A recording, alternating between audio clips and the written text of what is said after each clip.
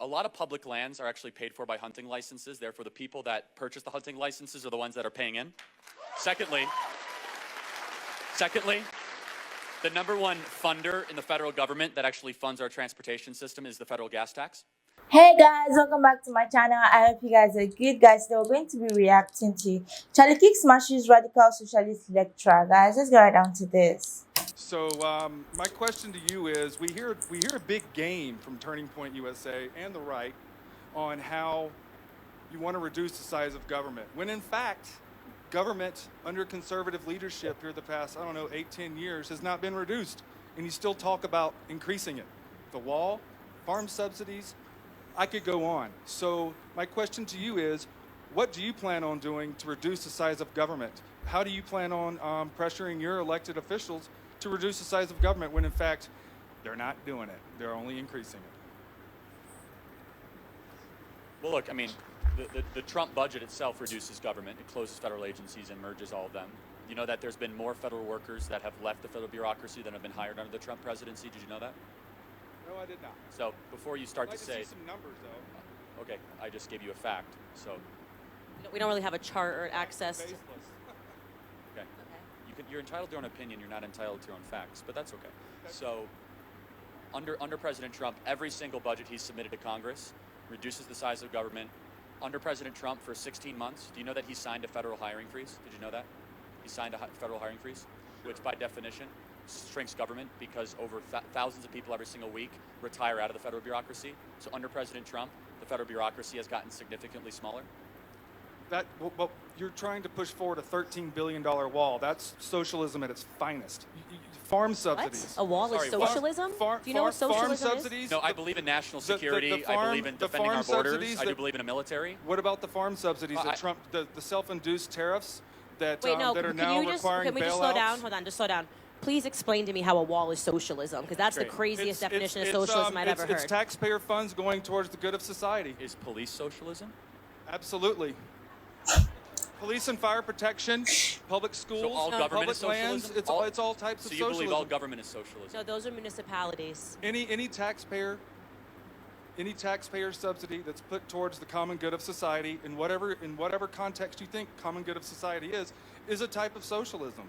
And everybody here uses those types of programs. You got public lands, public roads. I'm sure everybody in here likes to go shoot their guns on public lands. Well, first of all, government takes care of a couple that. interesting facts though, because a lot of public lands are actually paid for by hunting licenses. Therefore, the people that purchase the hunting licenses are the ones that are paying in.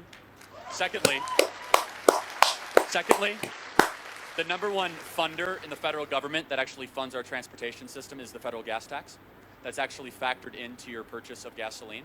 So a lot of ways we have user taxes for the things that you're describing as socialism. So the more you drive, the more you pay into it. The more you hunt, the more you pay into it. Now, to your interesting convoluted point that every layer of government is socialism goes directly against the author of socialism's treatise. Socialism is the public ownership of such industries. So exactly, and you know what? Okay. Those include worker co-ops, which I'm sure everybody here shops at the community co-op, right? No. No. Well, if you do, or let me say this: Town and Country. Who shops at Town and Country here? That is a worker co-op, and it's a type of socialism. But it's all voluntarily. The hypocrisy here is it's pretty really overwhelming. So let me tell you, what's amazing about a capitalist system is you can voluntarily be in a co-op. So no one's forcing Town and Country to be in a co-op. So only in capitalism could you voluntarily put yourself in that sort of system. But if you don't want to be in a co-op, you should have the freedom to do that as well. What about the folks that are involved in capitalism that can't buy a home, or that are being ripped off by the pharmaceutical companies and the healthcare industry?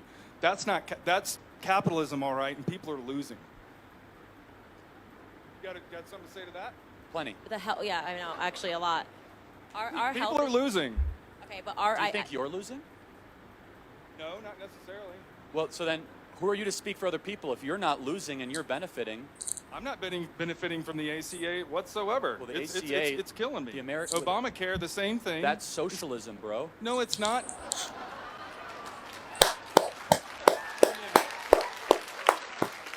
Actually, the ACA is a healthcare exchange where you can go on and buy insurance in the free market. A government created It's a website. It's a website. It's a Created by government what? website Who where you can created go it? buy different types of health insurance on the free market from private healthcare companies. How many taxes were in Obamacare? 28 new taxes. You still can't buy health insurance across state lines. Hundreds and hundreds of pages of new regulation were part of Obamacare. It was 1,800 pages, and Nancy Pelosi said we have to pass it to find out what was in it. Who's making the profits on healthcare right now? Is it the government or is it private industry? Well, Private industry, yeah, right? Sure. Correct, but not if you're a veteran. You go to the That's Veterans not government Administration. regulated. Well, if you go to the vet, we have forms of socialized healthcare, and then the worst parts of our society and our culture. Medicare, and it works. Well, how about Medicaid? Medicaid doesn't work, and Medicare is deeply underfunded. Medicare has $60 billion of documented waste every single year, and Medicaid is healthcare for the poor. There's 62 million people on Medicaid in America right now, and the approval of people on Medicaid is sub 15%. Obamacare expanded Medicaid. It is a form of socialism. It doesn't work. This idea of Medicare for all is really Medicaid for all. It is not better health care for everyone. It's destroy our good healthcare system and give more free stuff to people for more votes, and then destroy the medical advancements that are inherent in our current system right now. Is our healthcare system broken? Absolutely. It's broken because government picks and chooses winners right now. And the ACA was nothing more than a pseudo-socialist bill that the insurance companies, the hospitals, and the drug companies lobbied for through the guise of trying to benefit people.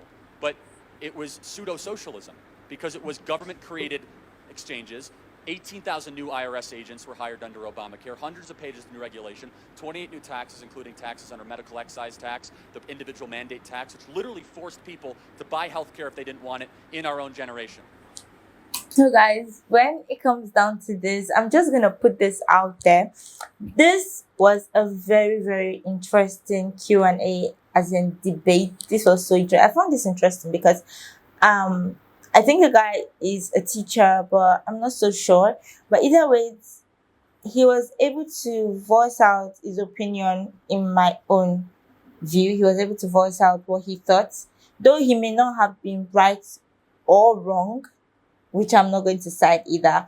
But he was able to voice out, and I don't know if he got closure, but I know that Charlie and Candice were able to say a few things regarding what he said. But I'm going to speak from the top, and I believe this was like really explainable, and I believe all of us watching this got something from it. But I'm going to just put in some words to his question from the top, from the beginning. If you can remember the question at this stage, then please go watch it and come back, because he talked about what's the plan on reducing government. Yeah, I know that it may seem like it's not being reduced, but this is what I would put to that. I would say, speaking about him, I don't know if he got, or if he had agreed with what Charlie and Candice said, but for someone who has that perspective on government, I believe you should engage. If you're so concerned, on that perspective of government, you should engage in, local politics. I feel like you should engage in local politics. You should attend meetings and, be able to voice out your concerns in those meetings, because everything starts from a small stage. Like, take for example, I don't like, maybe let's say for example my school, I don't like what the management is doing. Like, there are many things they are doing that is not nice, like, to the students of the school. Now I can't just walk up straight to the vice chancellor of the school. It's not possible. You usually even have to have you need to have consulted the secretary, wanting to meet him one-on-one. So you have to have an appointment with him. So obviously, you're going to have to, first of all, go through your SLC president. Now, when you get to your SLC president will maybe get to the dean, like the dean of the student. Then from there, like that, to get to the registrar, then before you can, get to. So it's like a long process. And you not being able to reach the government directly, you could start off by attending local politics, trying to voice out your opinion little by little, and then you can never tell where that's going to go. You can be the one to make a change, trust me. And then I'm going to say you could also use social media. Social media is like a current place for everybody. You see both the middle age, the old age, the young, Gen Z, Gen Alpha, everybody, generally, everybody is on social media. So not everybody per se, but a lot of people are on social media. You could raise your concern here you could raise your concern on social media, and trust me, you're going to see people a lot who think alike like you. Like, you're going to see so many people that are in support of what you're saying, and before you know it, you're voicing out opinions. All the news media will pick it up and make it a strong issue. And you see, that's the funny thing about life. You can never tell where your opinion is going to go to. So if you bring it out on social media, a lot of people may just be like, yeah, I agree with you. The government, they're increasing, they're not even, like, you see that these things will go far. You definitely see people that are in support of what you're saying and all those things. And then I'm going to put this out there that you can also vote for people who have that mandate, that manifesto, that ideology of reducing the government. That is voting the right person into power. So these are my thoughts on this. So guys, tell me what you think about this. I think I tried putting on my thoughts for like the first time. But guys, tell me what you think about this. Don't forget to like, subscribe to my channel. I love you guys.